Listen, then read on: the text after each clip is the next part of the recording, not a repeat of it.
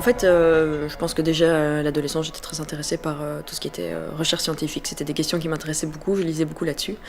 Ensuite, j'ai commencé le conservatoire parce qu'il n'était pas question pour moi de me fermer cette porte-là et j'avais envie d'aller le plus loin possible dans mes possibilités en tant que pianiste, instrumentiste. Et en jouant avec des partenaires dans des groupes ou bien à travers les cours, j'ai commencé à me poser de plus en plus de questions sur la perception de la musique.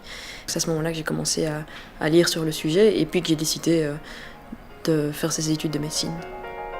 Je suis assez curieuse par définition et c'est probablement ça qui m'a amenée à faire des recherches. D'où tout d'un coup ce lien qui a été fait entre le monde musical et le monde scientifique qui sont a priori des mondes qui se parlent pas beaucoup.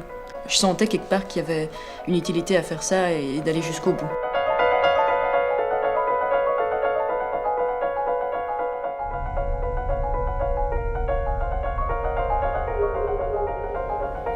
En fait, ce qui est assez fascinant avec le rythme, c'est que c'est quelque chose qu'on retrouve dans toutes les communautés humaines. À travers l'histoire de l'humanité, il y a des productions de musique avec ces fameuses pulsations, et on ne retrouve pas ça par exemple dans le langage. Probablement que la raison, c'est de pouvoir synchroniser les individus entre eux. À partir du moment où on sent une même pulsation, on est capable de se synchroniser ensemble, de danser, de produire un mouvement de groupe. Ce dont on s'est rendu compte, en fait, c'est que quand on écoute une musique ou des sons à partir desquels on peut percevoir une pulsation, eh bien, on a une synchronisation des populations de neurones à une fréquence bien spécifique qui est la fréquence de la pulsation elle-même.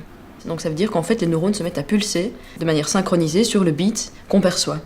Et donc, à partir du moment où on s'est rendu compte de ça, évidemment, ça nous a ouvert tout un champ de recherche possible.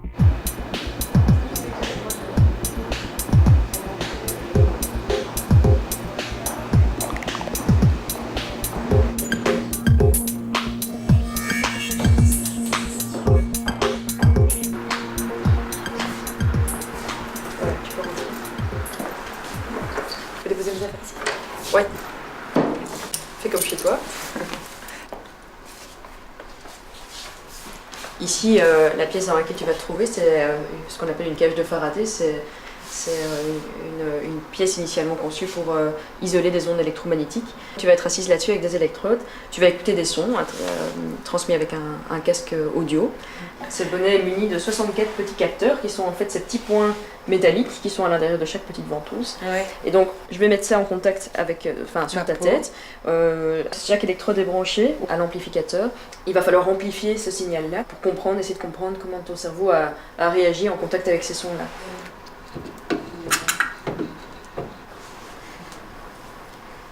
Donc là, ce que je suis en train de faire, en fait, c'est de mettre un petit peu de gel. Ce gel va permettre de conduire l'activité électrique de ton cerveau le mieux possible à l'électrode qui va l'enregistrer. Chaque point représente chaque électrode. Au fur et à mesure que je mets du gel dans ces électrodes-là, la couleur devient bleue. C'est ce qui nous indique en fait que la résistance du courant électrique devient de moins en moins grande.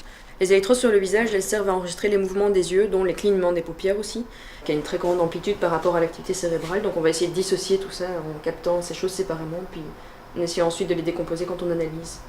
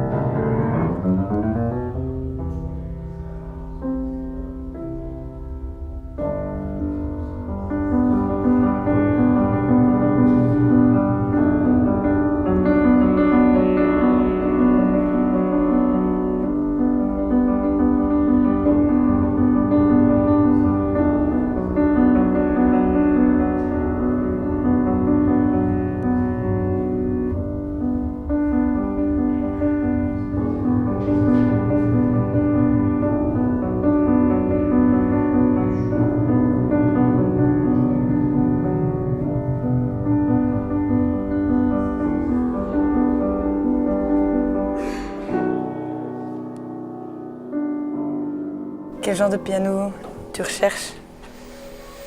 Là maintenant, mon rêve, c'est le grand piano, le piano à queue. Tu connais un peu la musique de Prokofiev? C'est un concerto qu'il a écrit après le suicide de son meilleur ami, qu'on a retrouvé pendu dans une forêt, pas loin de Moscou. Il avait 18 ans. Ça fait rire, ça.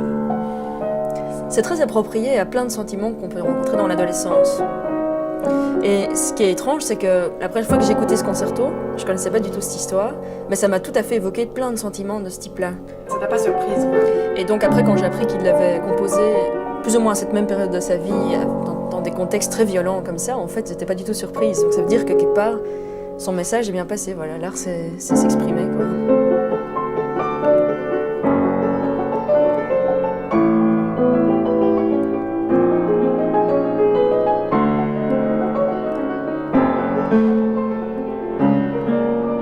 Il faut imaginer tout l'orchestre derrière, évidemment. Voilà. Donc quand tu es prête, tu peux réappuyer sur la touche Enter de l'ordinateur pour lancer le son suivant. Ensuite, tu ne bouges plus, tu restes bien tranquille et tu écoutes le son le plus attentivement possible.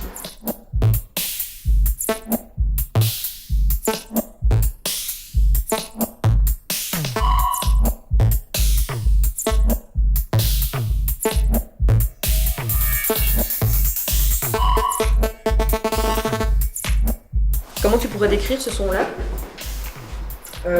C'était un seul et même son qui se répétait tout le long de la séquence. Oui, c'était un seul son pour toi ? Ouais, voilà, exactement. Est-ce que tu as l'impression que ça venait de ton oreille gauche, ton oreille droite ou de la même manière ? Ça faisait de la poitrine. Le but du jeu, c'est de tester 10, 20, 30 en fonction de l'expérience du participant et de mettre les résultats en commun. Évidemment, on a parfois une hypothèse, parfois on le fait de manière tout à fait exploratoire, l'expérience.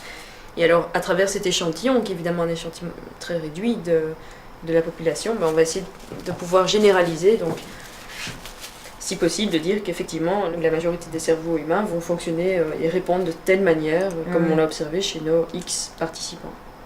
Je peux donner de l'extérieur l'image de quelqu'un qui sait ce qu'elle veut et puis qui sait dans quelle direction elle va. Et souvent, mes superviseurs, mes profs, etc., m'ont souvent dit ça, ce qui me fait plaisir en soi, je pense que c'est une qualité. Or, dans la vie de tous les jours, c'est pas du tout le cas, c'est-à-dire que mes proches savent très bien que je suis quelqu'un qui a très peu confiance en soi et puis qui va tout le temps remettre en question son travail.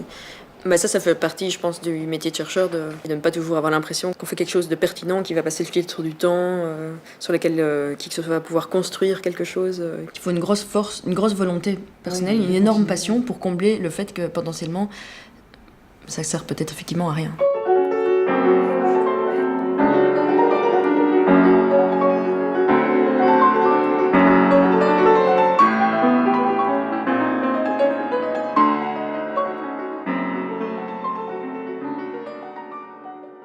Ce que j'essaye de faire en recherche, ça me tient beaucoup à cœur le fait que ça parle à des musiciens, tout autant que ça parle à des scientifiques. Donc quand je donne une conférence en face de chercheurs, bien sûr il faut être à niveau, donc il y a une exigence scientifique. Mais si ça n'a pas de sens pour des musiciens, il manque quelque chose pour moi.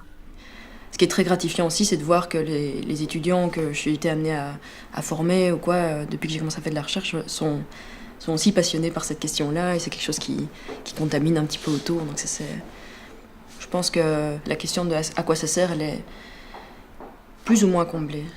Maintenant, il faudra en reparler dans 20 ans.